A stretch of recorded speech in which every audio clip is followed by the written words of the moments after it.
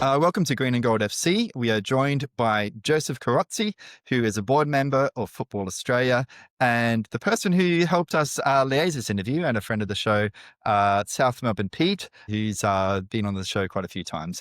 So let's start with Peter. How are you going, Peter?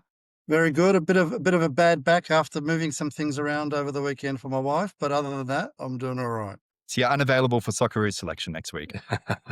Oh, you never say never. And how are you going, Joseph? Very well. Pete, you should be happy. Isn't your team on top of the table in the championship so We so are, far? we are, we are. But I'm always So nervous, Joseph, because you should be very happy. Should be very happy. Well done. I'm well. Thank you. Thanks for the opportunity, and good to see initiatives like this that keep promoting the game, the activities, the points of view. That's why I'm happy to be part of it, and keep the discussion positive and ongoing for this amazing game that we all love. So why don't we start with yourself, Joseph? Tell us a bit about yourself, your vision for the game, and some of the steps you and the board are taking to realise this vision. Yeah, so my involvement with football, it was an interrupted involvement. We all, I think, I'm a product of the mid-70s, and football at the Marconi Club in southwestern Sydney was how I grew up, with family, with friends. It was at a time when Australia was in Western Sydney much less cohesive. Football was a great leveler, and it was terrific. And so I've always remembered the role it played in our family's connection, community, and sense of belonging. And it's a massive role. Frankly, sport plays that role today everywhere around the world. You see those communities, the ethos, the loyalty, the support around sport during the good times and the not so good times. So throughout my corporate career in finance and tax and professional services, I've always wanted to make sure that there's a space in the professional life that gives back to the community. And that doesn't mean donations, it means time, it means energy, and it means caring. So I got back involved with sport after being, for 8 years, the deputy chair of the GWS Giants, a great AFL team that started in southwest Sydney for the same reasons. It was a region I grew up in, and I knew the importance of sport to the community. And after 8 years on that board, when the schism happened in football and the Lowy board was moved, exited, and we had a new board installed, I was approached to join, and I jumped at the chance. Not because I wasn't happy at AFL. I love participating in initiatives that impact the community. So whether it's sport, it's education, it's employment, it's multicultural affairs, that's why I got back involved. And so it's been it's been 8 years since I've been on the board of Football Australia, and there's been a lot going on.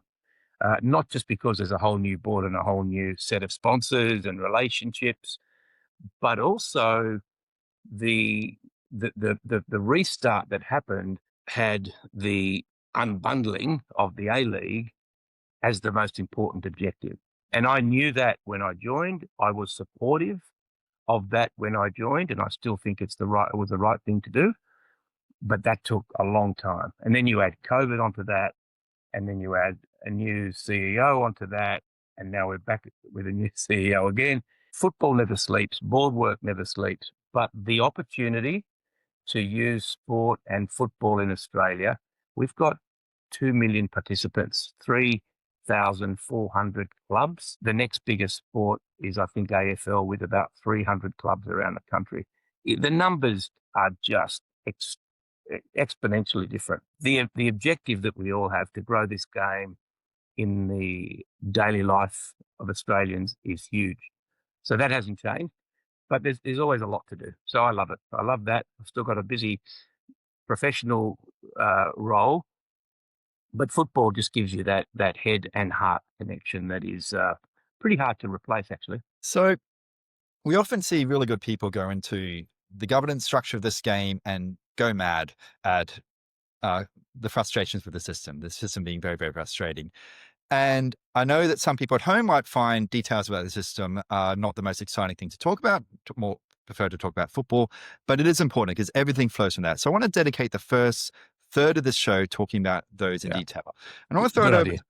I want to throw it Great over idea. to Pete, who brought up some really interesting points in a couple of previous shows and just asked some questions, specifics about some of the system we're in. And actually, it was a good lead in, Joseph. So the current Congress system that we have in place gives a lot of power to two key stakeholders, being the member feds and the APL. That means that a lot of the stakeholders you just spoke about, those 3,400 clubs, and other stakeholders, the referees and so forth, have very little say in how the game is being governed. Given that countries like the UK spread the voting structure a lot more evenly across all levels of the pyramid, would you support going forward some forms of reforms that gives these stakeholders more of a say and therefore results in more people being on your board that can give us that broader good for the game outcome? Yeah, it's a great question. Instinctively, that sort of question deserves a yes, of course. More participation is a good idea. Like that's undeniable. The point to note in the Football Australia ecosystem is that without the fans who are aligned to a club, to a national team, and to communities, there is no structure, right? So what we don't want to ever do is think the people around the board govern the game. We're the stewards of the game, and that's true. But without the numbers of people who go enroll and play at community levels, that is a group that is incredibly powerful. We've never activated our fans to be a movement for change. We've never done that. If we did, this game would have more fields, more government funding, and more sponsorships. So that's on us and our forebears. I get that. The other thing to note, though, is that Football Australia sits, unlike other sports, we are accountable to the AFC and to FIFA, providing and implementing their rules. So that's a very complicated diplomatic web of governance. And we then rely on the member federations, and some people have got different views on do we need them or do we not.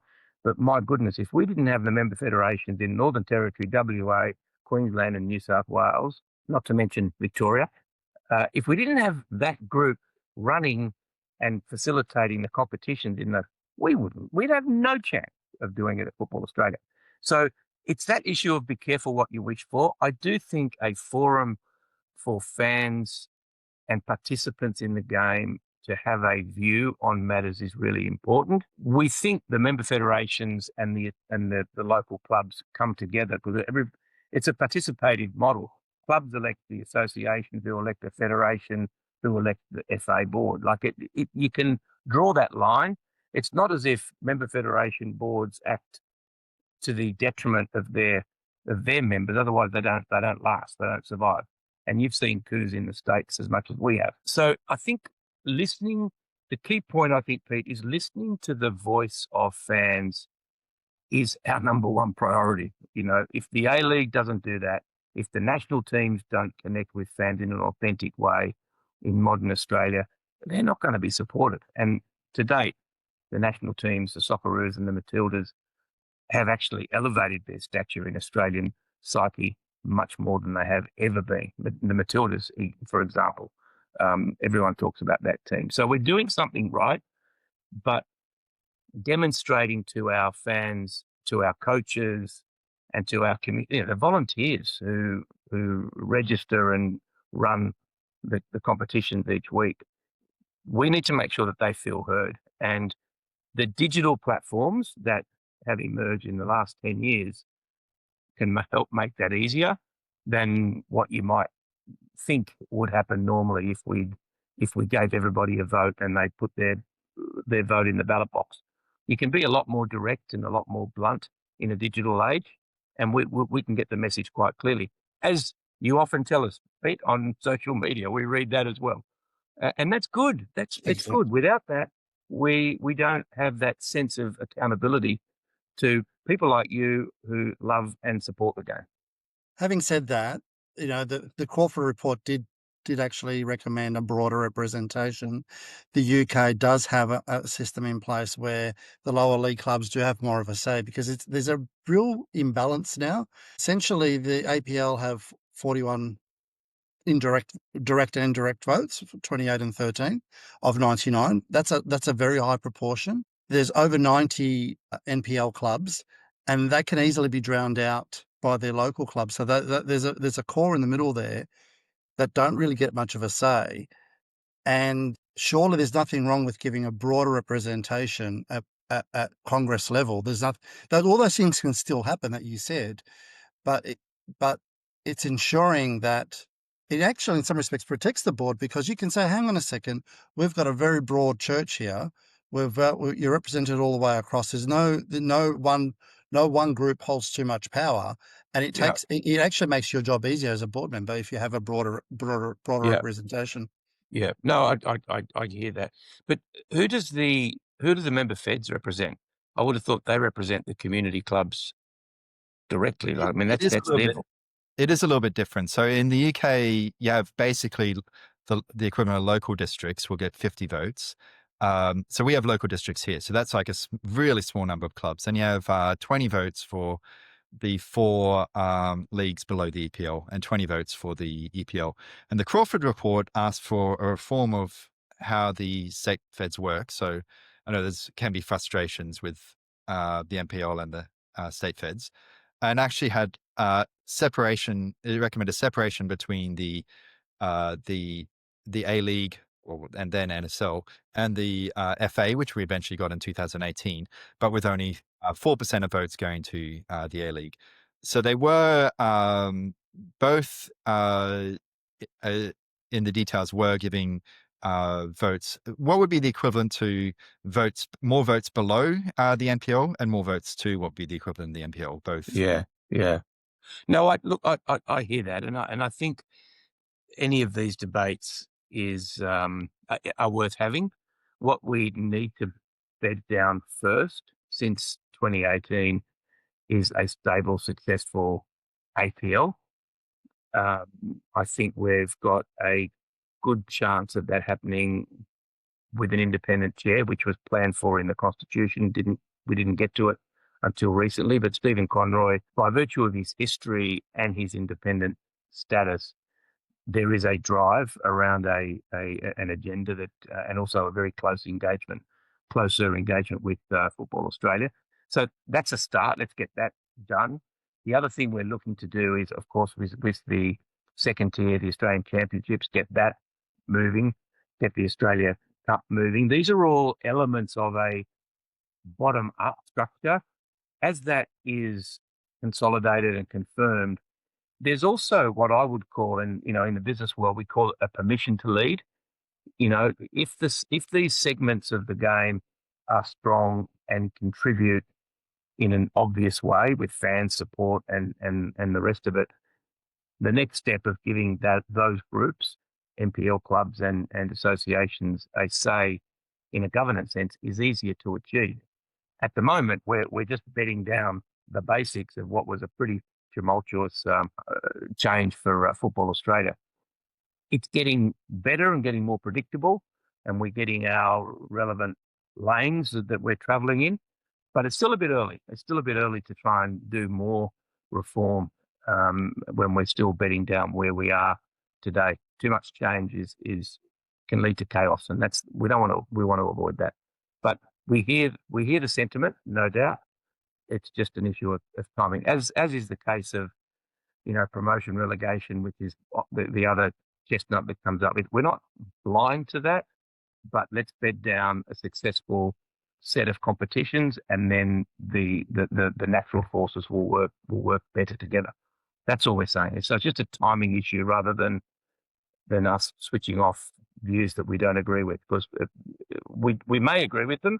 Just a matter of timing. That's all. I guess the worry is like who you're accountable to. So if the APL have a particular vision in mind for the NST, or the member feds have a vision in mind which differ from what the clubs want, it's very hard to resist that, I imagine, because if you're accountable Yeah, rather than the entire grassroots. the good the good thing to note in a Congress that has its vote split like ours does, no single institution can dominate.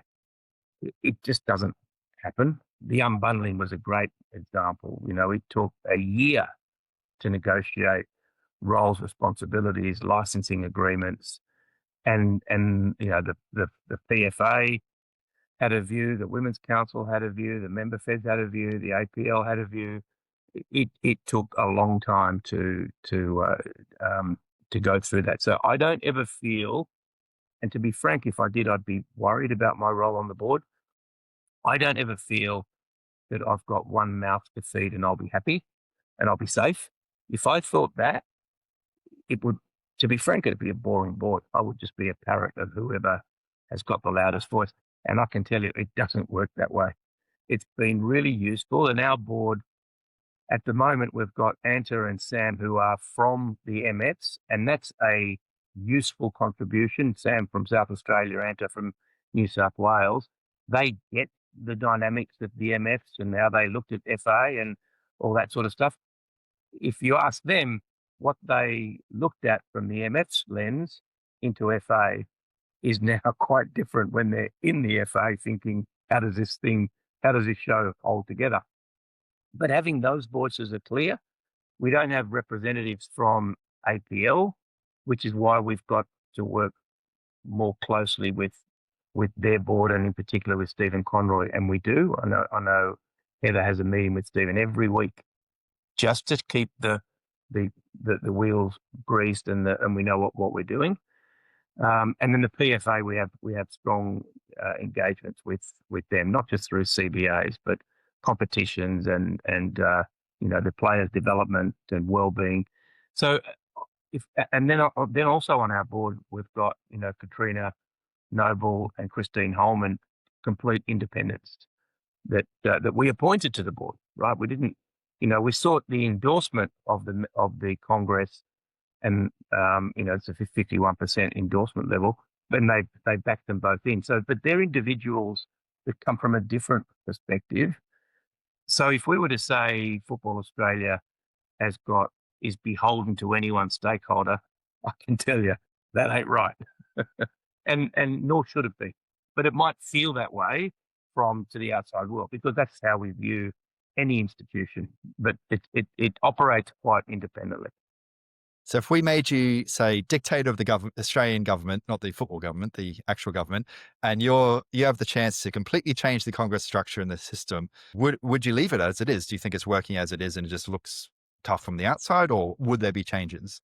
If I was the government in a regulatory sense, I would do two things and demand two things from Football Australia. Firstly, I would demand an allocation of where our participants live, what electorate they live in, and how much money we are able to provide through government funding to those electorates.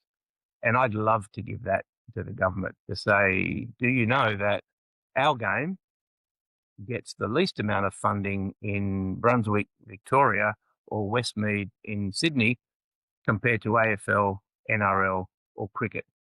I believe it does. And I think that rebalancing of the political forces is important. And it can happen if we, as Football Australia, mobilise our participants, not the institutions, but the participants in the local clubs, and have them acting as a movement to support change in the game, whether it's funding, facilities, exposure to more events, etc. So I think that's important. I don't think governments structure doesn't always change behaviour, culture does. And so if we focused on what are the drivers of a good culture in football, it is that participation, connection to grassroots. That is our competitive differentiator to every other sport in the country. No one has as many people playing and loving the game in this country, let alone globally. If you go overseas and you exchange football jerseys, people know what you're doing. If you go overseas and exchange an NFL jersey to someone from Indonesia, you got to explain what the hell that is.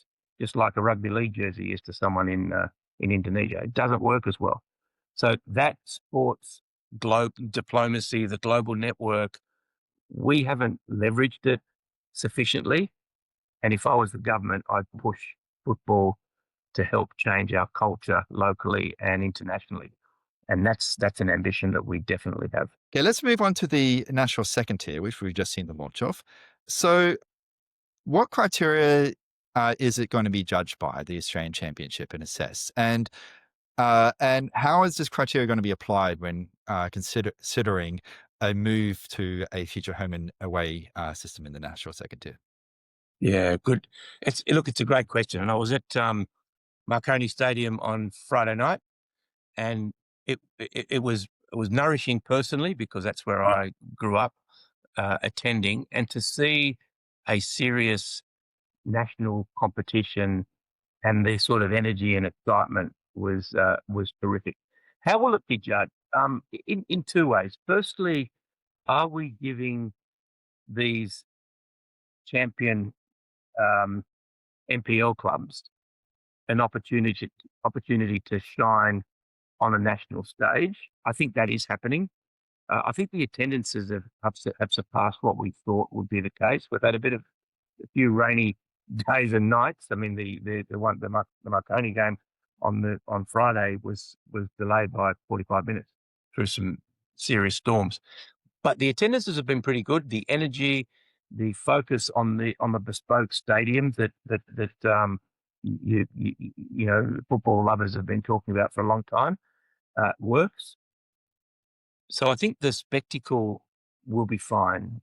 The quality of football has been incredible, even in these early phases. That doesn't worry me because we know the talent that comes up, and we are seeing in the Socceroos rejuvenation just how many of our youngsters coming through the system are now playing, and similarly for the Matildas. So the generation of talent hasn't been an issue. The thing that worries us more is, are we providing a platform that these NPL clubs can sustain in and grow? That was one of the reasons why we looked at putting down a bond, if you like, on the clubs to make sure that they are serious, that once it starts, we don't want any club to fall over. They can't fund a team, they can't pay their players, they can't put on a good show. So that's actually what we're going to be looking at much more specifically. Is the funding working? Do we have to fund more? We're supporting them through travel costs at the moment. Are they able to attract sponsors from season 1 to season 2? So our focus will be on the clubs themselves as a litmus test to the fact that they thrive in this sort of competition. It's national, and it will move from a Champions League model perhaps to a full home and away model because they can afford to do it. That's the most important thing on our agenda, and everything that we've done throughout the process. And I've got to say, the 8 clubs who the foundation clubs, we worked shoulder to shoulder with them. It's disappointing not to get clubs from Queensland, for example. So the Champions League model helps to supplement that from the other states to make it truly national. But those 8 clubs that stumped up from day one were around a table 4 months trying to make this happen and get there. So I think where we're at is a pretty good start. It's now about the sustainability of each of those clubs so that they say, this is actually helping us within our own football ecosystem. It helps our NPL system as well. So that's how we will judge it. On those funds, that has actually there's been I guess some criticism of Football Australia for having that, because you had clubs having to stump up the $500,000 bank guarantee plus $500,000 up front. And whilst we don't know, and we'll get into the criteria in the subsequent questions, many would say that that's actually one of the reasons we couldn't get more than 8 clubs over the line. So it's a double-edged sword, in a sense.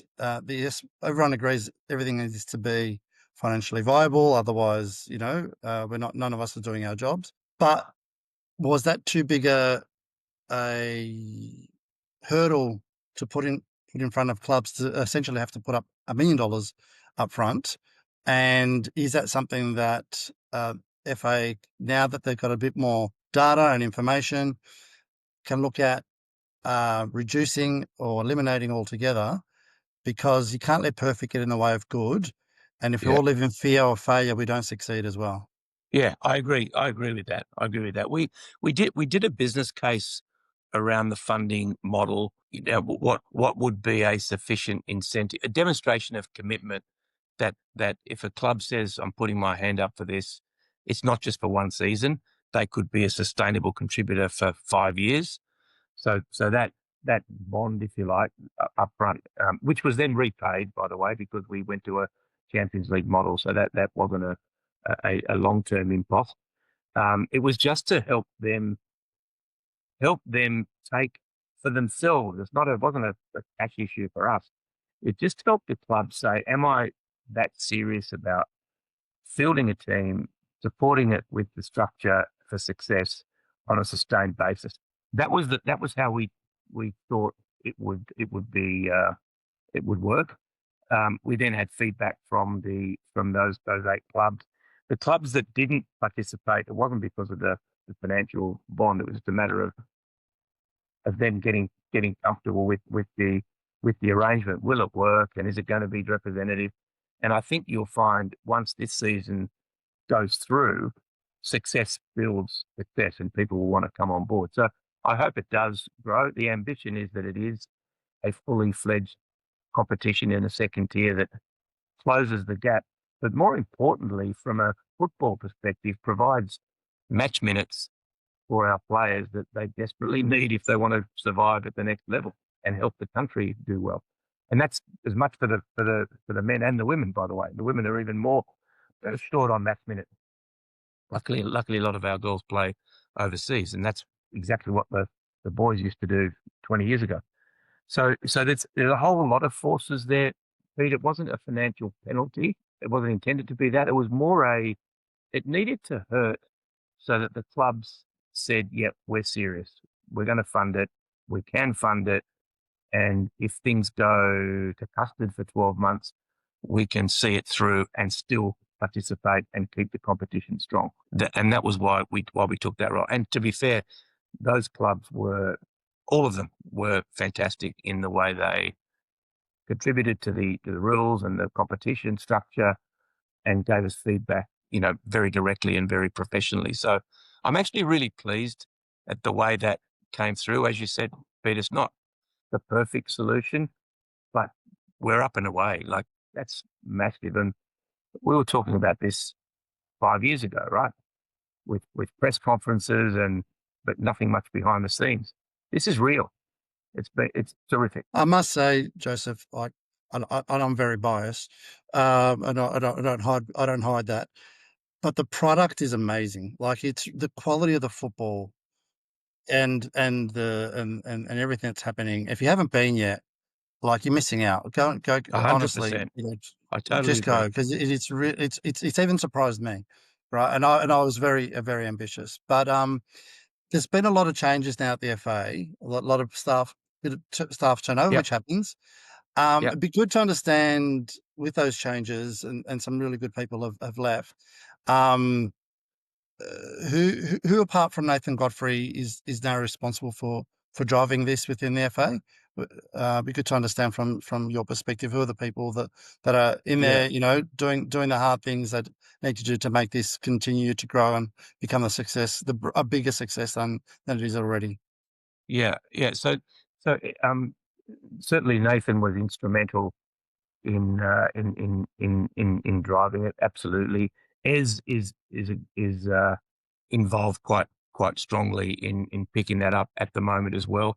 And within Heather's team, Heather being a former Matilda and She's got the eye of the tiger. She's very keen on getting involved as well. So I think the momentum is definitely building.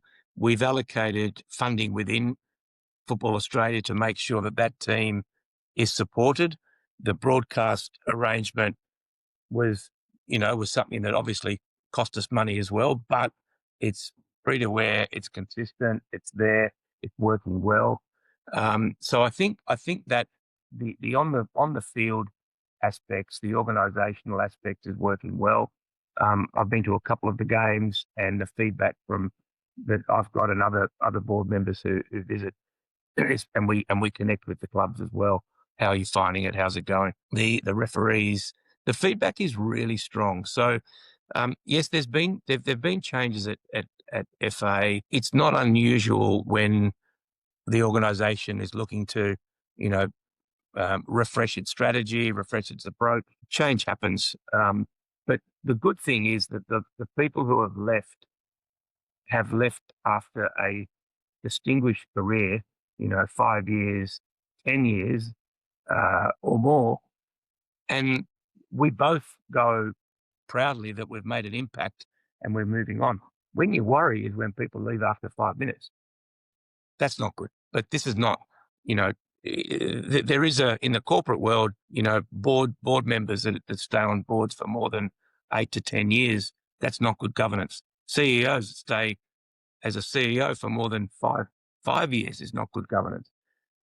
It's actually good. So you get fresh thinking and you don't ever feel too comfortable in your role. So another group which was on top of Nathan Godfrey, another group that was really instrumental in driving the energy to have an NST was the AAFC. Will they have a role going forward in working with the FA to achieve a home and away competition? Look,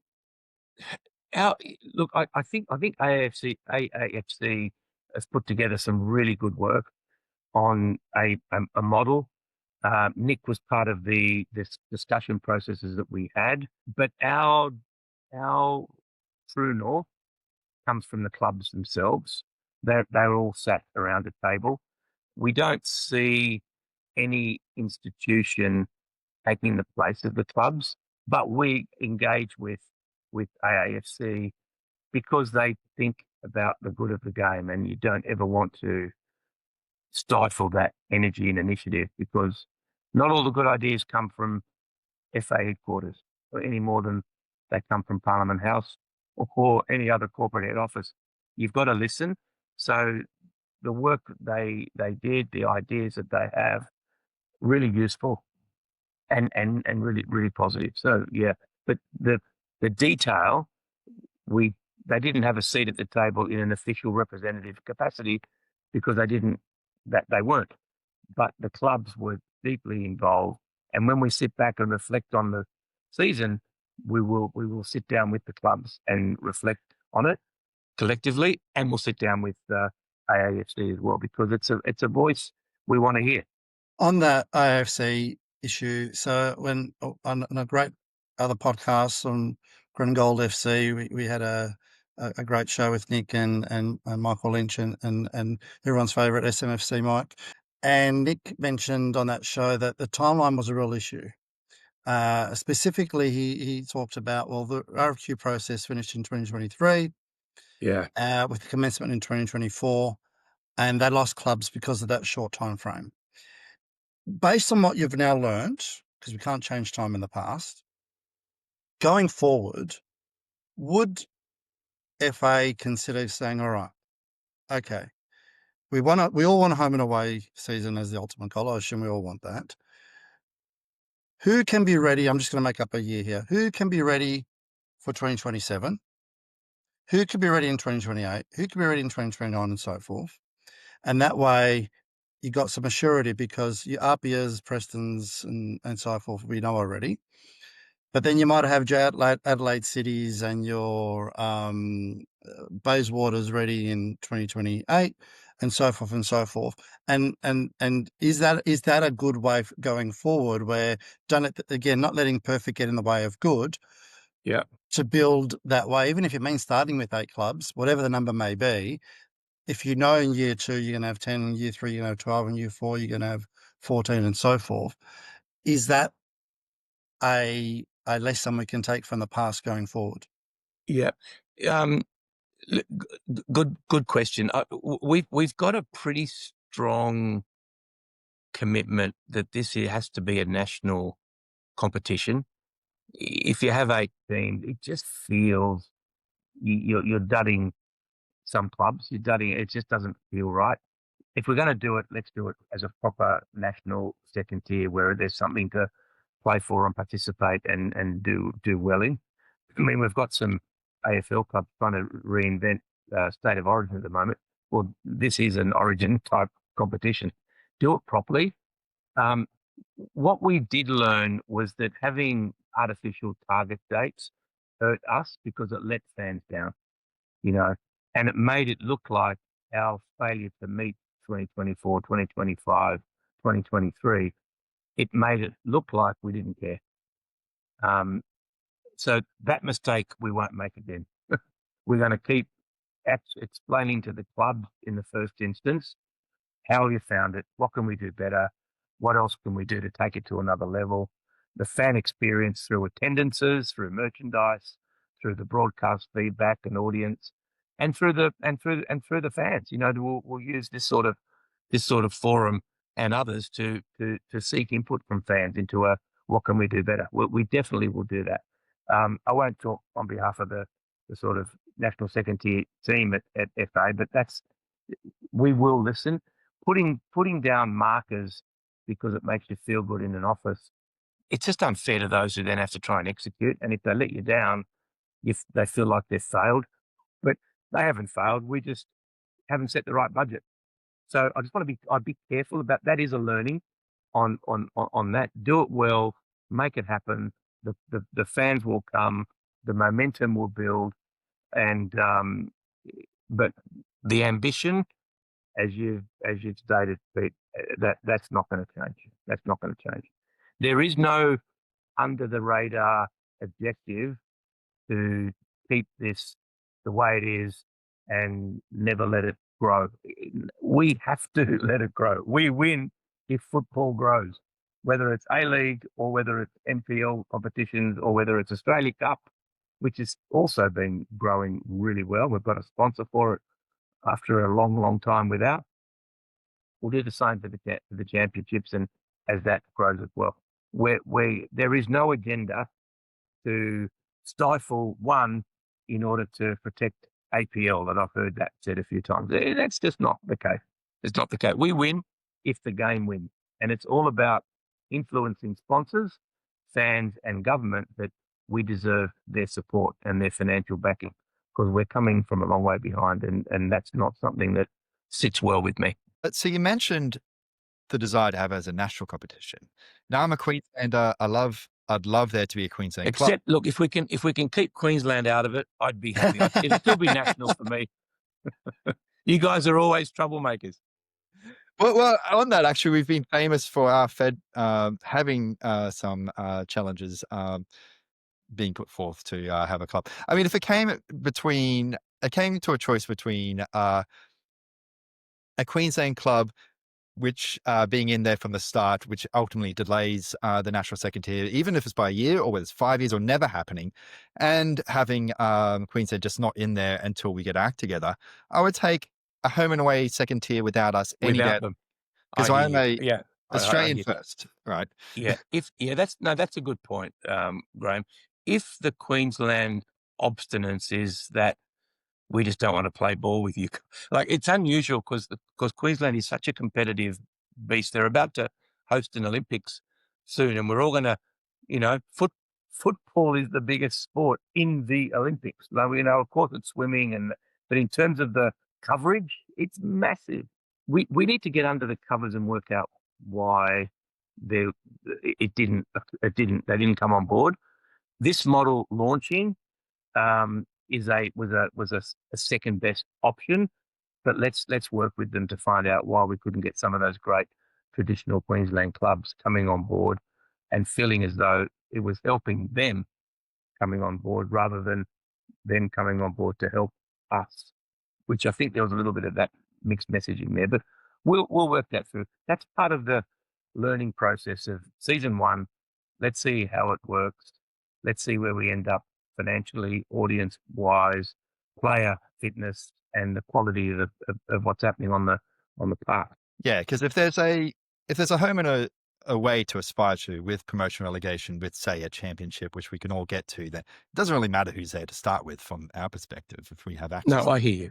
Yeah. I hear you. But we want to. But it is a national game. Like we want to make sure that we need to understand why Queensland, a very sporting mad state, it's the second biggest member of Football Australia. New South Wales has got the highest participation. Queensland is second. Victoria is third. Like, come on, Queensland, pull your finger out, be part of the team because your community is. So we need to understand why. But if they had a separate view and it was just for a irreconcilable issue, yeah, we'd go ahead without them, just like we would if it was WA or Northern Territory or wherever. Is it, But I don't think it'll be that, to be frank, Graham. so my number one club is the Socceroos, and some people make fun of that. They say you should focus on your local club, and I know I've done the data and how much a proper second division, a home and away, does actually affect the Socceroos. It does. It's a non-trivial change. So is there a way to, if we're waiting for, I don't want to be waiting for, say 5 years while we wait for other member feds. Is there a way to use is probably the wrong word, but make use of some of these clubs which are ready, these F8 clubs which are ready, like give them an extended leagues cup where they can compete with A-League clubs or something, extend the Australian Championship or some group stage competition or something to give them more games a year so they can accumulate More talent, minutes. start to develop talent or something like that. Because Yeah, I have not yeah. a lot of confidence in our Queensland government at the moment. And I am worried that this is just going to be pushed down the road for a long time. Yeah, we'll look at that. We'll look at that. But let's a bit like the kids when the new toy loses novelty, they want a new one after that. This is new still. Let's drive it. Let's use it. Let's play with it. Give it a chance to be run in, and then we'll worry about improving it. But we've got to do it diligently in this way first. And I think the evaluation of this first season, it by the way it's starting, and it'd be great to see when the knockout phases come on. I think it'll hit the KPIs that were set and bring on a whole lot of momentum from the fans to say, let's make it longer, let's make it better. I think that'd be great, but let's not rush it. We're barely in. I think we've had is it 4 games, 3 games? 4 games. 4 games. We're barely in. Yeah, 2 more to go in this round. So yeah. So on that, But I hear you. do we have any data? What's SBS telling you in terms of the ratings and Good. Yeah, good question. I actually don't have it to hand, but I'll see if I can get the team to look at that at the moment. It'd be good to know and good to share. Absolutely. I agree with you on that. So we'll definitely have a look at that. I'll take a note to get that shared with you.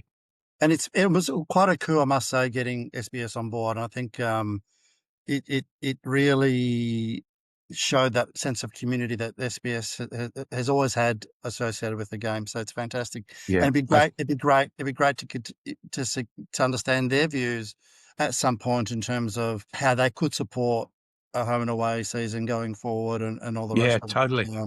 So Absolutely. I think that's right. I think we've got an opportunity to do that. It was interesting. The conversations were all about that connection to community. That's their DNA in SBS. It's there for that reason, and this sport amplifies that DNA better than anything else. So that was an easy sell, if you like. But we'll share the data and see what it looks like from their perspective as well. Yeah, agree. Yeah, actually, on some data, I do have some myself. So I've been following crowd averages and comparing it to leagues around the world. And when I looked at round 1, we were on track to be between the 20th and 30th most well-attended second division in the world, which I think is a big overperformance, and actually tied with Iran at the moment. But we have had experience where tying with Iran is not enough when it should be enough. Right. I don't want that to be. I don't want that to be the case again. So I want to talk about one concern I've had talking to. We've had two economists on the show: Stanford economist Roger Knoll, and the person who wrote Soccernomics, probably the leading soccer economist in the world, Stefan Szymanski. And they're both. First of all, they seem to be a little bit concerned about the criteria, like having unrealistic levels for the criteria and trying to achieve standards through regulations and criteria rather than competition. And I hear a lot of dialogue about we need to get our house in order before we have promotion relegation. We need to get our house in order. We need to get the A League right before we have a second division. We need to get the clubs ready before we have a national second division. And Stefan Szymanski in particular was saying this is totally the wrong way around. A couple of quotes. First from Roger Knoll, he said, "Even if you had the best economists in Australia saying this is what you need to make a second division work, why would you make it a rule? If they can play in the higher division, let them. What's the harm?" And then, of course, we had and Stefan Szymanski. I was expecting to ask about the AIS and government funding because I wanted to ask him about the importance of government funding. Yeah. He actually said, no, promotion relegation is not a thing you get when you get a house in order. It is a thing to get your house in order. It is not a policy, it's the policy. So I'd recommend everyone to listen to that episode. Do we have things the wrong way around? Are we trying to wait for perfect conditions, get our house in order before we introduce things, rather than using promotion relegation and grassroots participation to... Yeah. Look, interestingly, I've worked with lots of economists when I was at PwC. The one thing about economists is that they don't live in the real world. That's what economics does. It's a theory of best practice or sentiment. And I'm not being disrespectful to either of those colleagues, by the way. But the reality of where we are today, firstly on promotion and relegation, we've got a licensed system to the A-League clubs that doesn't provide for it until 2032. Is it around the Olympics Day? I think it's that sort of, it's still a few years away. So it just ain't going to happen earlier, right? You've got private, for better or for worse, we are in a system where the A-League clubs are owned by private interests who invest millions a year, and we need to respect the rules under which they entered the system. So we can't shortcut that and say promotion relegation is happening by royal fiat of FA, right? Like you don't change the rules halfway on a journey. So that's the biggest impediment, and it's just a legal reality, sadly. On the getting the house in order, it's not so much that we have to get the house in order to be perfect before we take a risk. This game needs to build its financial resilience and balance sheet. If you looked at our balance sheet as an organization, we don't have a lot in the buffer to take risks and be prepared for it. COVID tested all sports out on that. And we're looking now to build a strong balance sheet so we can be sustainable confidently. So we're less likely to take risks on new competitions and new initiatives unless we've thought it through and we can build it properly. So we're a bit more cautious. The AIS process, I think that was the biggest mistake the game's made in a long, long time. You talk to some former Socceroos and Heather herself from the Matildas, but you talk to the Brescianos, the Grellas, who went through the AIS. It was a high performance development institution that we stopped participating in. I mean, what a silly decision. That was great at the time, perhaps, I don't know. But now we're replicating through academies in the APL and in the NPL system, the SAPs and those sort of academies to try and build high performance elite training for the talented players.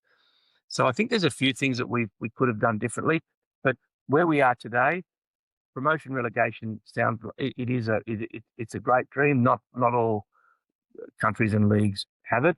we've taken a model here that has locked in a stable period for license owners, and it's not just the license fees that they paid, but it's the millions that they invest each year or lose each year per club. You've got to respect the role that they're playing. So there'll come a time when market will bring those together. If the championships and the second tier is supported, successful, and the quality is right, the NPL clubs will come knocking on the door, I have no doubt, on issuing licenses because they'll want a piece of it.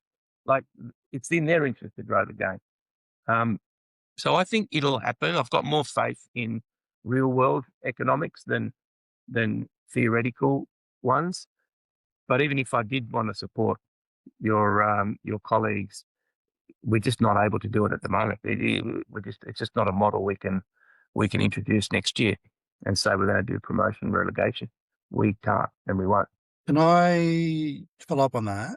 Yeah. And if you don't mind, challenge you a little bit on that as well, respectfully. So I don't have the exact details, but this has come up in the past, and there's a letter that was written by Football Australia back to FIFA, debunking that I think it's 2034 license agreement that in fact that doesn't prevent promotion relegation. I'd also say it's it's in line with FIFA strategy to actually have promotion relegation, but beyond that, I could Google if I wanted to right off the top of my head, and you'd go back to the early 2000s where Frank Lowy and co were talking about this, and it's Yep. always, and the conversation we're having now feels like the conversation we had 20 years ago.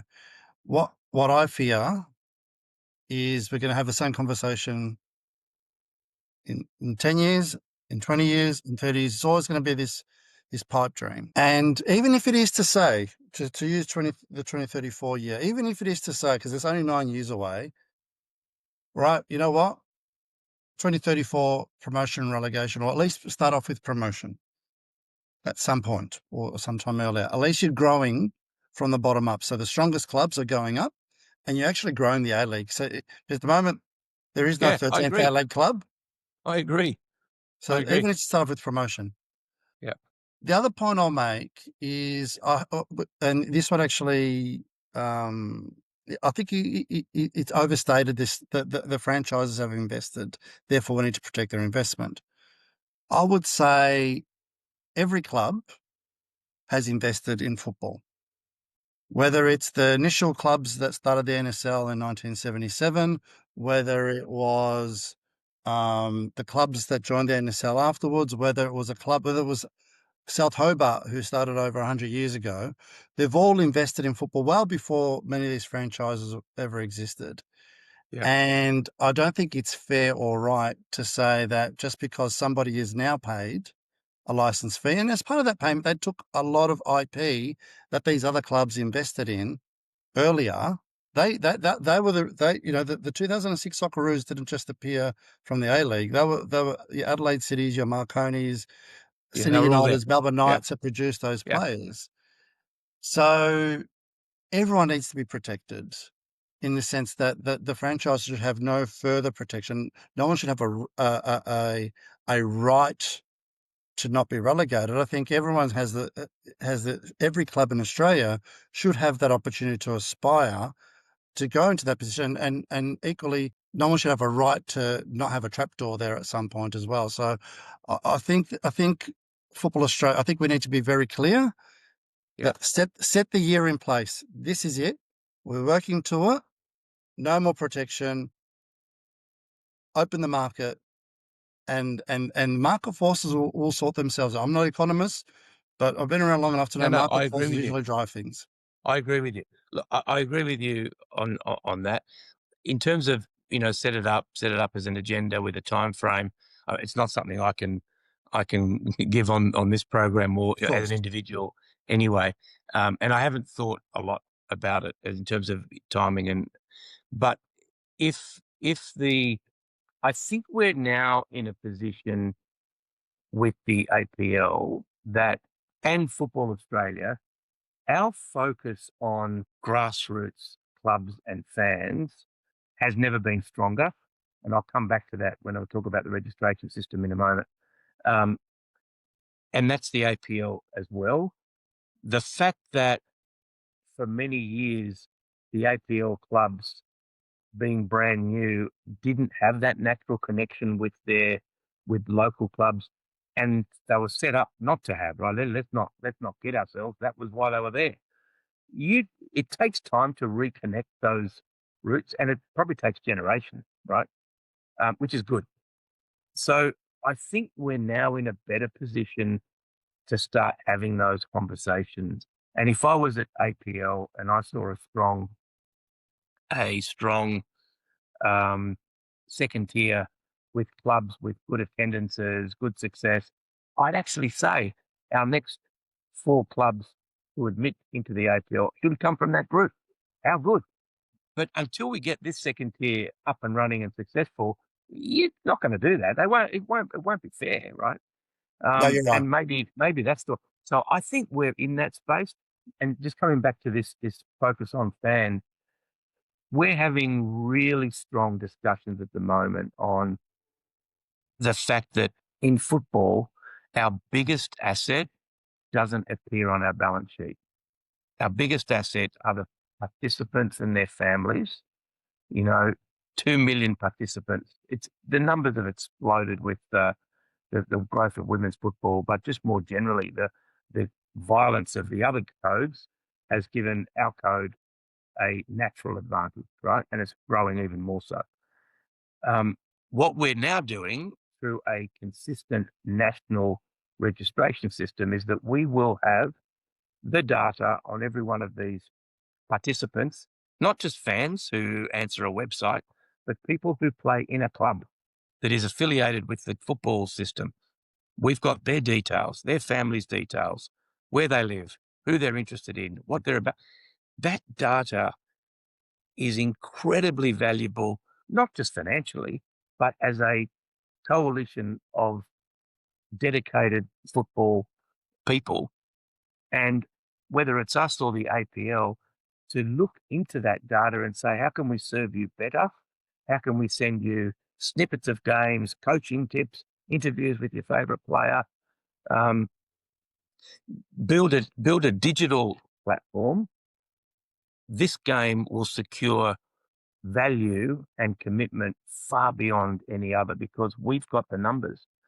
And as we go down a digital world, my kids don't look at a newspaper, nor do they watch the clock news. So it doesn't have to be on free-to-air television to get interest. So that old broadcast model that's helped some sporting codes is going to go like that. The digital model, which relies on quantity of fans and participants, is going to go like that. And we've got the advantage. If we can get our acts together on that piece, we will all streak away from the competition, not just in Australia, but globally. And I think that the football conversations from FIFA, you would have seen a relationship that FIFA did with, was it DAZN on FIFA Plus access? This game will start to find its feet financially and in connection with its fans in a way that it's never been able to before because the platforms weren't there. The digital connection wasn't there. So a lot can happen in a short period of time. So I think your prayers might be answered, but maybe in a different sort of way. So I want to circle back to the comment about soccer economists versus real economists. Real people, Real people. not Yeah, economists versus players in the market. I have to admit that concerns me a bit. Like if I heard something similar, say about vaccine policy, or which kind of like was a bit dismissive about experts in the field, I'd be very deeply concerned about where the I government was hear you. going. Like I'm a I academic hear you. myself. There is value to literally spending all your time studying something. Have you spent time at Football Australia, like asking, look, we don't think it's worked. We think in the real world it won't work in Australia for this period of time. is there any information we're missing? Because they are generous with the time. They came on our show. They're willing to answer I emails. hear you, and And and there's I'm a lot of happy. non-trivial data which they shared with me, which I Yeah, didn't yeah, expect. I learned a lot from them. yeah. Are you sure there's nothing you're missing if you talk to them and say, these are the reasons we don't think it works? What Yeah, does your model say? Is there anything we're missing? Do you know what? I'm not sure that there's nothing we're missing, and I didn't want it to be perceived as dismissive in any way. Deep thinkers of the game deserve a seat at the table. I made that point with AAFC and a whole bunch of different voices. That's not. I didn't mean to be dismissive. I was being a bit flippant in with economists, because some of my best friends are economists, and I say that to them all the time. Who's going to win the Melbourne Cup tomorrow? The economic theory. Macquarie Bank's put out their theory, but it's just that. No, what I was suggesting was that, and I'm really happy to speak with your colleagues, because they assess things from principles that are valid. I don't have an issue with that. The point I was making was that the reality of what we face, some of the some of the variables that we need to negotiate around can't be assumed to not exist as they can in an economic theory. The current football economy we operate in is imperfect. And the club licensing is one example of that. You could say we shouldn't have it, and an economist might, and then they might hypothesize that you get a better answer, but we can't make that assumption. But notwithstanding, I'd love to get, and I'll get their detail, because deep thinking is what we need, and we are not arrogant administrator of the game. That's foolish. I will follow up on that, because I've been collecting basically what the case is for Come Australia. 'Cause I'm a convert myself. I thought it wouldn't work in Australia unless you built things first, and it's actually the economics research. And that's certainly where I am. That's where I am. But Yeah, yeah. I'm happy to listen to the alternate. It was actually the economics research which made me realize, basically change my opinion. Yeah, great. Yeah. So that would be Okay. interesting. So it would be a long term, because academia always works really slowly, but we'll follow up on that. So actually, and then a second question on that. I agree. Yeah, the 2034. I don't understand the legal issues, and if that's a roadblock, I take your word for it. But stuff below that. So what would be best practice would be, is my understanding of economics, and this is from a layman who's learning from economists, would be that you can never use criteria or regulation to be competition. You can use criteria to protect people, like say I credit hear card you. fraud and stuff like that. But if you just went to clubs in Australia and said, anyone that wants to play on a national stage from second to whatever, however many tiers below, we'll let you do that. We'll organize you into leagues, and we'll let you find your actual level, and we'll just put in some criteria to make sure that you're not defrauding people and stuff like that. Yeah. That would, at least my understanding of economics literature, would achieve higher standards than setting criteria, which seem to be stuck there. It's hard to find enough clubs that the criteria you want anyway. Yeah. Have we considered maybe a more, I know it's a loaded term in the political world, but a bit more of a free market competition based approach to try and build up leagues below the A League? If, say, the A Leagues, we can leave it as it is until 2030, can we do something like that? Well, the second tier is the opportunity that a platform for a second tier competition is what we're trying to grow in that, to fill that gap. I think that's the probably natural answer. But on the leagues, on the APL itself, we just need to give them space to find their feet and their identity and their business model, and then those institutions, those owners, will be invested with getting more fans and more attendances and more competitive matches. So if picking up an NPL club that's doing well in a second tier, that's why we're doing it, to profile the fact that the jump is manageable, the standard is obviously comparable, and the financial sustainability. You're not going to inherit the Melbourne Knights or Marconi, and after 2 years they're gone broke. So That's it. There's no, the thing about the APL model was that we created clubs that weren't there. So, like, from an economic point of view, it was a fiction. We interfered with the market fundamentally, and we've been reconciling it ever since. So we're never going to help. We're never going to get onto the same page as a pure economic theory, because the model's not pure. Mhm. But we tried the alternative model with the NSL. That didn't work either. So the commitment we have as board members of Football Australia, participants in this global sport that is the biggest in the world, we have to invest to make it grow. That's it. We have to. The top tier, the state leagues, the junior clubs, and we're addressing our minds at the moment to schools. We've let that go. Our biggest platform of kids playing the sport is actually at schools, and we're doing well. And we've not really enlisted those schools as a base for great football, for the football economy. Other codes, and I know that from the AFL time, the schools become their academies, and they do all their training for the clubs, particularly in Victoria, WA, South Australia. So we're looking at that. We're not fixated on particular models. We're not trying to keep NPL clubs out and only focus on A leagues. That's not our remit. Growth, investment, attracting more funding from government, and being and holding our end of the bargain to fans with this digital platform. That's on our agenda at the moment. It really is, and that's a full book.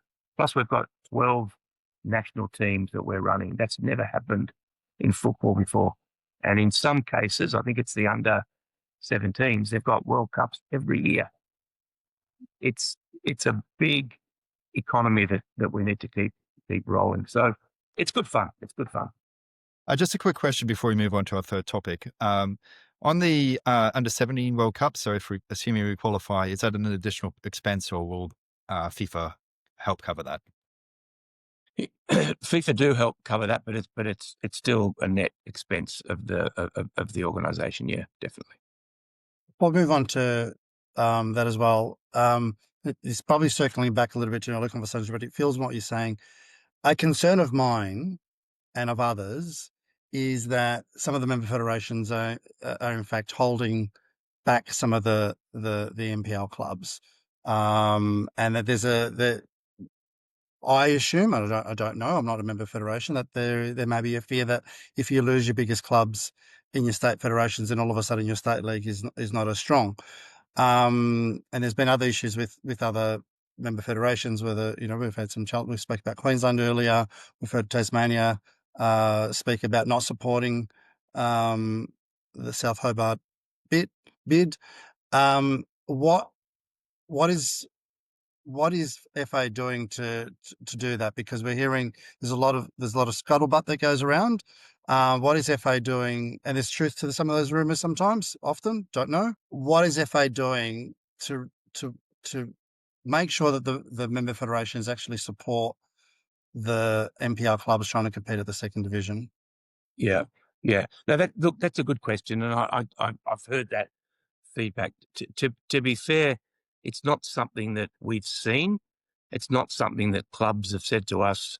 The federation is stopping us, and it doesn't make sense for that to happen. We're talking about promoting clubs in the States that are accessing a broader audience, playing more football, building a bigger squad, giving their players pathways through to a second tier.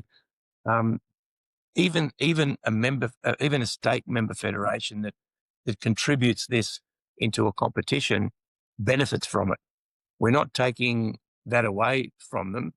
And when we discuss this with both the APL and the member federations, they all saw that it actually gives them in the States. The APL can be more suspicious because the more successful this becomes, the more pressure is on them. And guess what? We want that pressure to be there so that the owners invest in their clubs and lift again. And I think the APL gets that as well. But for the member federations, this is something they've never had before.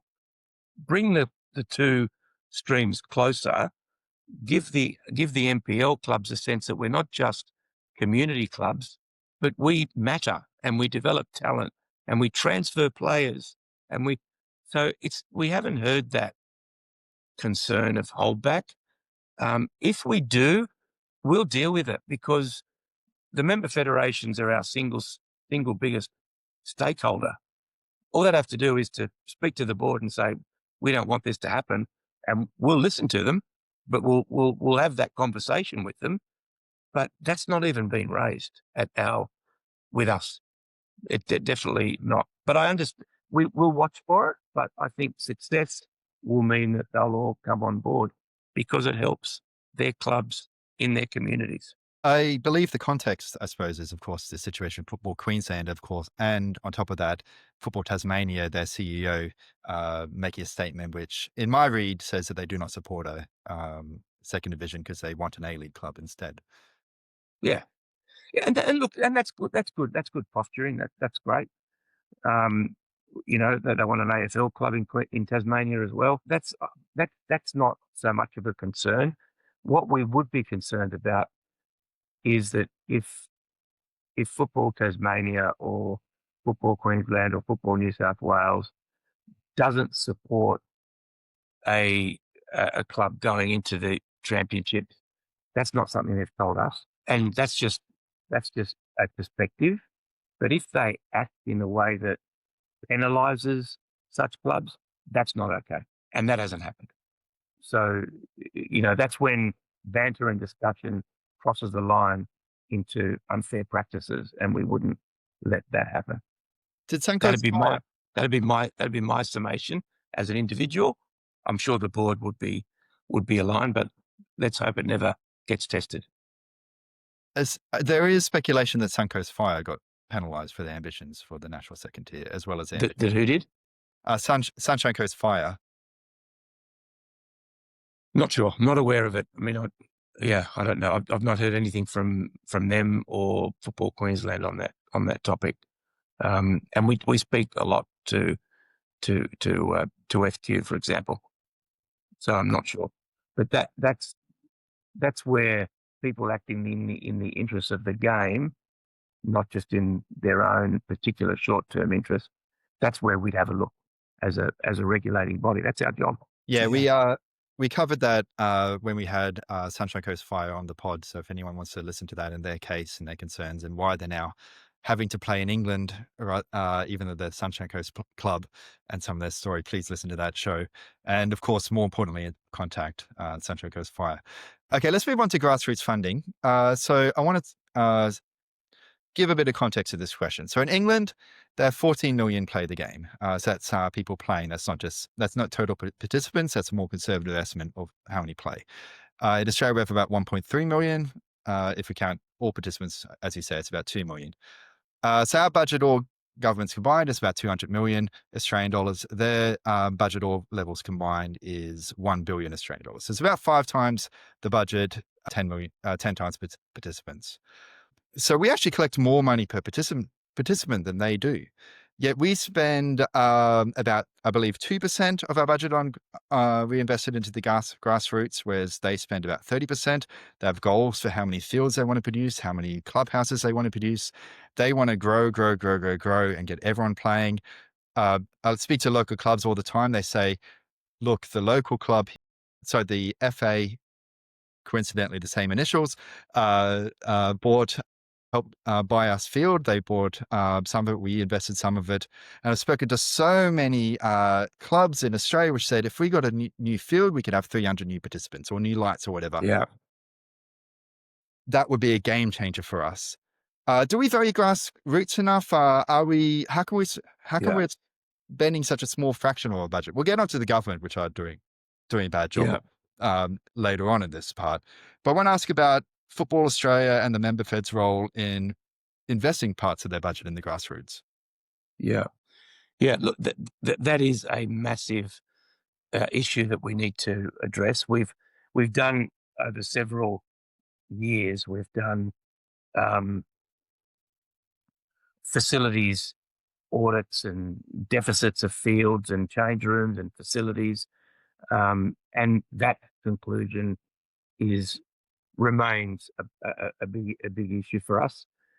Um, we focus on programs that activate government support for local community fields. Typically, it's the governments that fund community sport and facilities.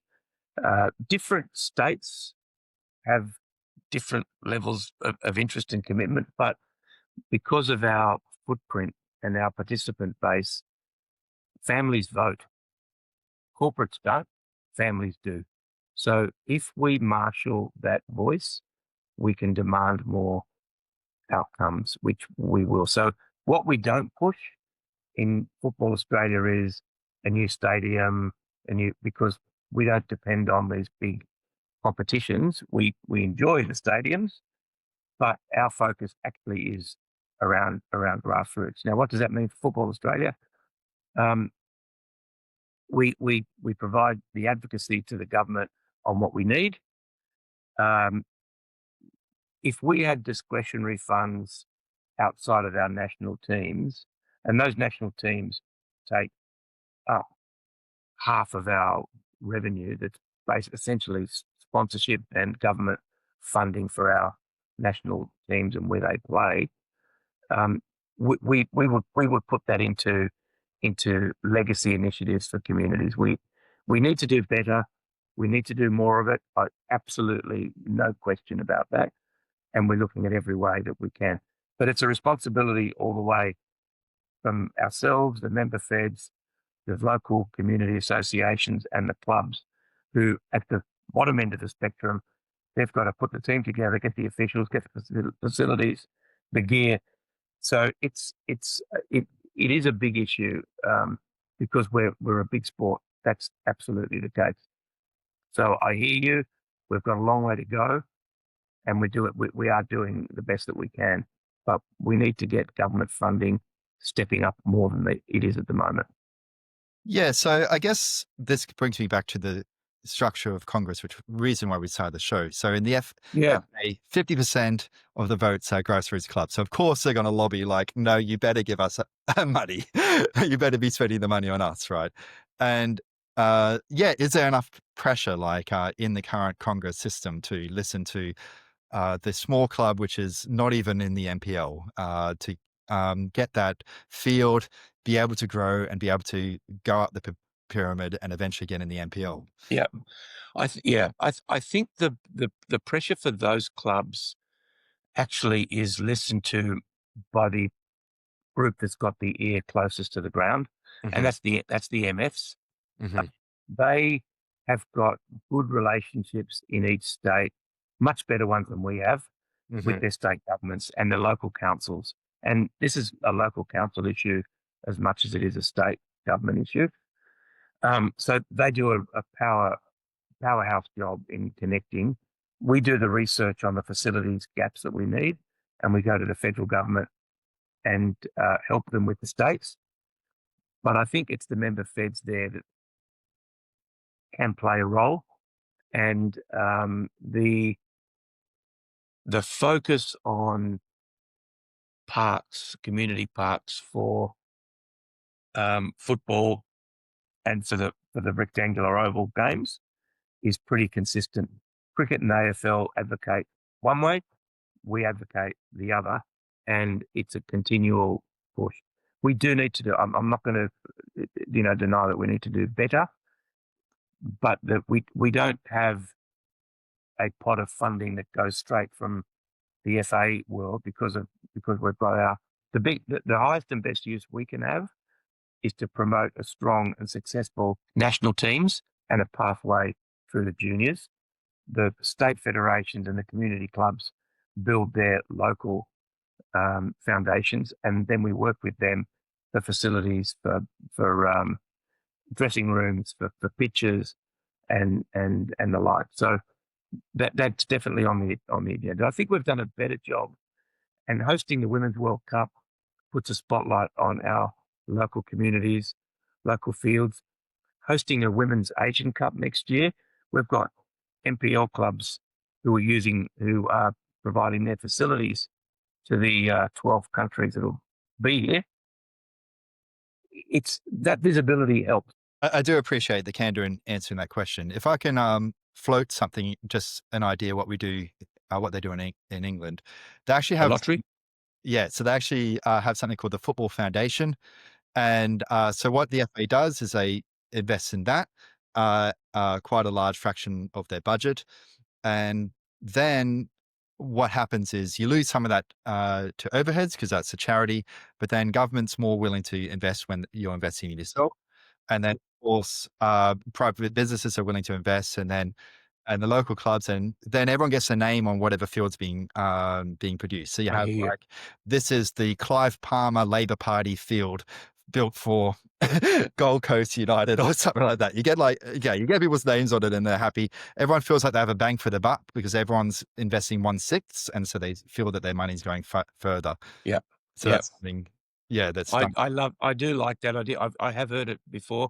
I actually met with the English FA when I first joined the board, and they raised that Mm. with me. Well, that's what they did, and it's actually the way the UK funds its Olympic teams as well. They have a lottery. So we do need to we do need to think of that. We need to think of that with our discussions with the federal government and the states. But I think it's a good idea. It's innovative, and it shows the community that there's a direct pathway that benefits them rather than trickle down finding the field. Yeah, I think that's a good call out. So speaking of finances, I understand that you are the chair of the Finance and Risk Committee. With that in mind, and off the back of a reported $8.1 million loss last year, can you give us an idea, first of all, how we're tracking for any losses or otherwise this financial year? Yeah, so we are we're 10 months into the financial year. We've got a calendar year end. We Our budget for the year was I think a deficit of $2 or $3 million this year, and it's important to know, and I think, and we're tracking towards that. I will say, the one-off hit last year was part of a quite a big reassessment process of our balance sheet and our financial position overall. We did a deep dive on that, and we needed to take some essentially provisions, you'd call that in the olden days, but wasn't a cash loss. It was a financial provision against debts that were long term. So it's more of an accounting issue more than cash. I can tell you we're in a strong financial position at the moment, and that's, strong being cash coverage and financial sustainability. We budgeted for a small deficit this year, and we should get to that position or do better. So I think there's been a lot of work that's gone into the financial position of the game. The COVID recovery is done. We've now got great sponsors on board, iconic names. The women's and men's national teams have never been as well supported with external sponsorships, and we should all be proud of that because they're our assets. So I think we're in a good position financially. The thing about our sport versus others is that we operate on 4-year cycles, and you have the World Cup year, which we're about to go into next year, which we do well because FIFA funds World Cup participation and getting through the knockout phases, getting into the knockout phases, that they fund it well. When we have a World Cup, men or women, we do pretty well. The Olympics cost us money. It's the price of being an Australian participant. but we don't do well during the Olympic years. The Asian Cup years, we probably break even. And then you've got the junior teams, when their World Cups happen, they always cost money. But that's an investment that's what we're here for. So when you look at our numbers, you need to look at them over a 4-year cycle. And our ambition is to have a sustainable profit over the 4-year cycle, which we then want to pick up and put into an investment fund. And that might help you, Graham, as you mentioned earlier, use that fund to co-invest with government for facilities. But to be frank, until a few years ago, that wasn't our philosophy. The philosophy at Football Australia was that we were a post box. Money in, money out. It either went out to member feds through grants, it went out to APL clubs when we used to run them, or we hired more people. We didn't have a philosophy of a strong, resilient balance sheet at Football Australia. We now have.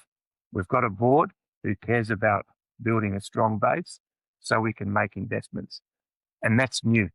So you'll see that philosophy over the next 12 months and beyond. And that should make everyone feel comfortable that we've got the wherewithal to make decisions and invest. We haven't been able to do that.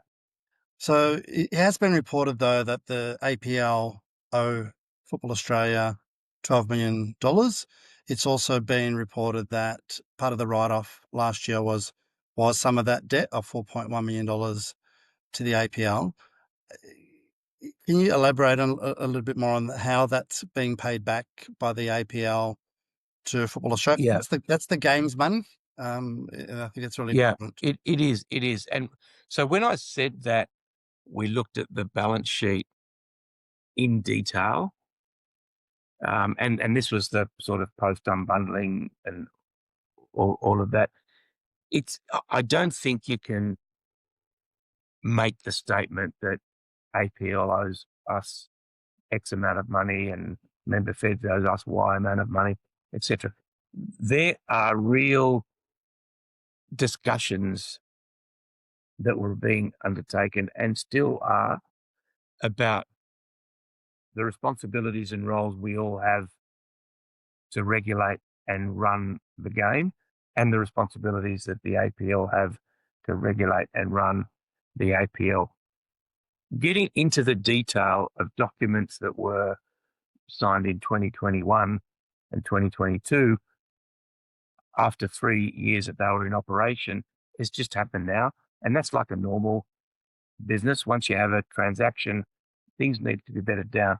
We're now looking at that history, both us and APL, and indeed the member feds and ourselves, and we're working through what the right outcome needs to be. So the financial result last year wasn't just an APL result. It was an assessment of the balance sheet overall, and the result this year will be a continuation of that process. The fundamental point is that the game is in a strong position because our financial sponsorship dollars, leaving aside the balance sheet history, because balance sheet's not cash, our P&L is in a good position because our sponsorship levels are really high and the national teams are doing well. So it's not as simple as talking about APL owing Football Australia funding. We've got obligations to APL as well, right? You know, the referees, the regulations, they're all ours. So it works both ways, and we've been unpacking those roles and responsibilities after 3 years of agreements being in place. And this is what we're doing now. And it's a normal revisit. Is it working the way we expected? Are there winners and losers we didn't expect? And how do we deal with it? And that's what we're doing now. I'll just hope at the end of it, there's an understanding that is the game's money, regardless of who owes what, and that the APL is a private business at the end of the day, and Football Australia is a separate entity. Yes, they coexist, but Totally. I think there would be a an expectation, a pub test, for choice of better words, that if a private business owes X amount of dollars, whatever that may be, to Football Australia, that would be honoured, and that we're not underwriting. We, the broader fan, are underwriting a private business. Yeah. So yeah, no, you need to rest easy on that. As a board member, we can't apply funds in a purpose other than for which they're intended. Sorry, I can't. That's good. So it's absolutely not the case. But unpacking who owes what, in what circumstances, it's we're going through that for the first time with the auditors and the financial people, so that we're setting those roles and responsibilities accurately as well. And we've just, as I said, this is three years into the unbundling, and it's a good look back time that we're both doing, by the way. So one thing when it comes to the budget, as you mentioned, we have a much bigger travel budget, and hopefully one of expenses than England does. But one thing which looked like there's a bit of fat to trim was comparing the staff budget in FA Australia and FA England, and it looked like that the one thing which was hard to tell whether there really was fat to trim was I couldn't tell what the staff budget was for, because the English FA give a lot of information about what their staff are actually doing. And I'm sure they're all doing a very, very good job. I don't want to criticize any individuals, especially the lower paid workers. But could the FA give more information about what our staff has and why it'd be a larger staff budget than in England? Yeah. So we do in our annual report have and I remember the wagon wheel of revenue and where it comes from, and costs where it comes from. That gives you a pretty good breakdown. It doesn't say what the cost per role of staff role. So obviously we can't get individual wages because that'd be unethical. But you could say No. people who work on promoting the game, the staff involved paid this much. You could give like a breakdown in that sense. So they have board, then they have roles, basically. How much the board staff as a combined is, and how much each. I'll have a look. I'll look at the way it's done. We're not trying to hide costs. I mean, the thing that I'm certainly not making no accusation, of course. I know that. I didn't expect you were. But it doesn't. It's pointless. Our biggest. This is where Football Australia, having APL as a Congress member and MFs as a Congress member, that they look at this as a hook. And we have Congress finance committees. We meet with them quarterly to give them an update on where we're at. We've definitely taken, in the last 12 months, more notice of levels of staff, both football and non-football. And we're doing a redesigned org chart to do exactly what you're suggesting. Are we lean and fit? We went through a pretty lean patch with COVID and saw what a bare bones organisation looks like. And we want to make sure we don't end up being carrying unnecessary weight just because we can. So we're going through that. As to how we can disclose it, we look at that as part of our annual report. But we want to be efficient, because this ambition of building a sustainable profit into an investment fund over a 4-year cycle, we need to be lean. Otherwise, that funding will get absorbed in costs of people. Absolutely. So last-ish topic, I want to talk about the pay-to-play system. So I did a deep dive into this a while ago, looking at line for line, why the cost here at the elite level is different to the cost in England. And there's a couple of things which some things we've already addressed. So like here, they own their own fields because the FA has helped them buy that. That's $100 a year, Australian dollars. That's a massive cost, yeah. Yeah. On top of that, you have indirect benefits from that, because if you play amateurs on the field for cheap, that money gets reinvested into the youth. So that comes to about $700 maybe per kid extra a year. But the two facts which we do seem to have some control over is I noticed that the first $333, this is in Victoria, of each kid goes to license and registration fees, mostly license fees. And then also, the second big item cost is about $1,300 per kid is spent on technical director and coaching wages because we require such high qualifications compared to Yeah. other countries of our coaches. Is there any thought about that regulatory framework about how we can change it to help bring costs down? Yeah. Yeah, that's a great question. We're actually doing one of the things that Heather initiated as a new CEO was a review or an audit of the technical pathways uh, across youth, looked at best practice around the world. What are we missing? What does it cost? Coaching, accreditations, consistency of pathways. So I saw there's a draft report on that as we speak, but that was quite a big piece of work to do exactly what you're saying. Do we have the best model? Is it lean? And are we promoting a style of play that suits our game when the good players progress to the elite level? So we are onto that. Uh, Absolutely. That's good to hear. So one last question, which is, I think, the most positive question. I was really excited to see the FA lobbying project for the federal government. Is this going to be a regular thing, and how is it going? Sorry for the double-barrel question. No, look, it's going well. It is going to be a regular thing. We need to. It's interesting when you speak to officials. Football has been a relatively timid institution, and it's not that I can say that because I wasn't there.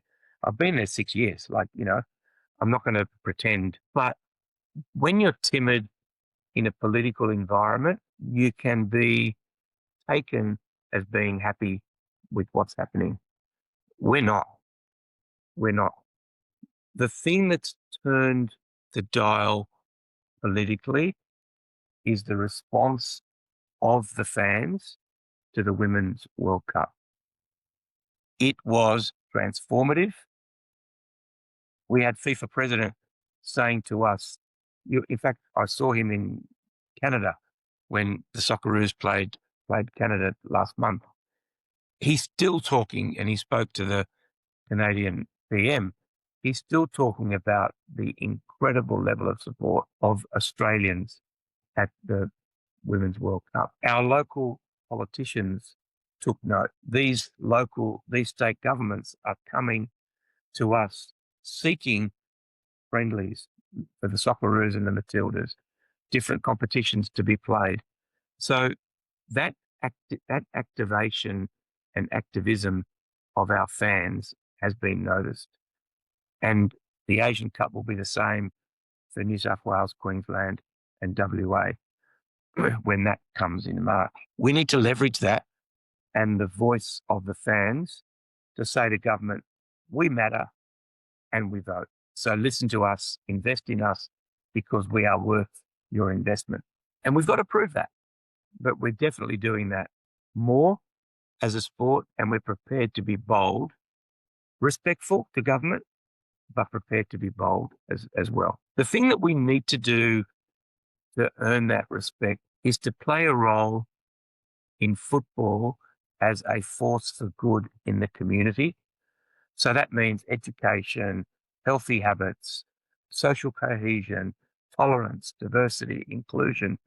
We need to be a more active player in that role, just like FIFA has a strong voice against discrimination, racism, and the like. The players have got wear it on their shoulders. We've got to do better, and then we can demand extra support and advocacy and funding. So one thing, actually, I mentioned the Football Foundation in England before. They actually do that strategy. They collect stats, which maybe you guys can make use of just how many are stopped by football, how many preventable diseases are stopped by a football, and keeping people from a sedentary lifestyle and creating communities. Yeah. So that sounds very promising. Great. To the point you've made, Joseph, which is well said, and same to yourself, Graham. I think this is where what we've been talking about this whole podcast around community, promotion, relegation, national second division.